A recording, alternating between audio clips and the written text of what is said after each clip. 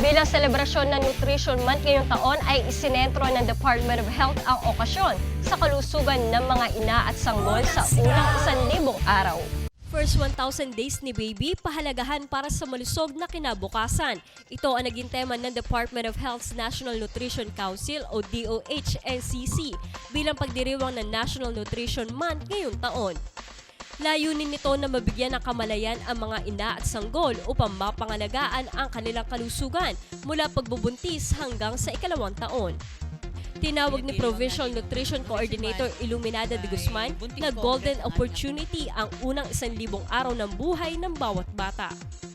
Ngayon, sa period na yon, doon sa pagbubuntis pa lang ng nanay, kung saan yung bata nagdi-depend doon sa kinakain ng nanay para sa magandang pag-develop ng kanyang kaisipan at kanyang physical na anyo.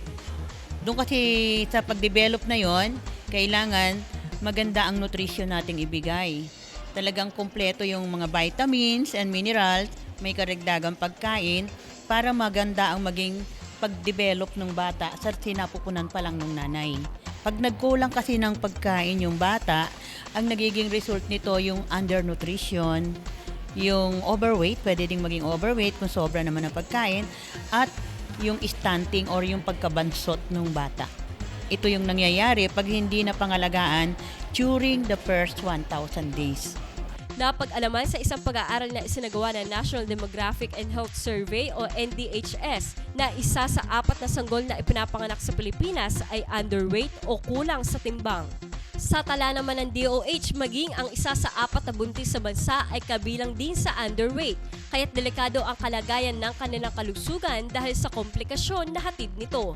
Ilan sa mga tinitignan na dahilan ng malnutrisyon ang hindi pagpapasuson ng mga ina sa kanilang sanggol at ang sunod-sunod na pagbubuntis. Kulang na yung pagkain kasi marami sila.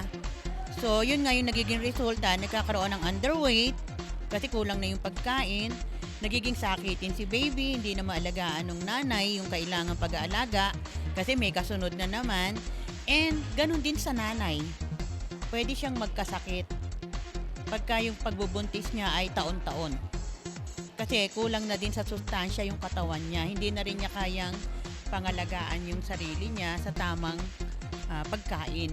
Sa katulad ni Nanay Benilda, malaking tulong umano ang ganitong klaseng aktibidad para sa kanya, lalo na 16 na taon na mula noong siya ay huli magbuntis sa kanyang ikalawang anak.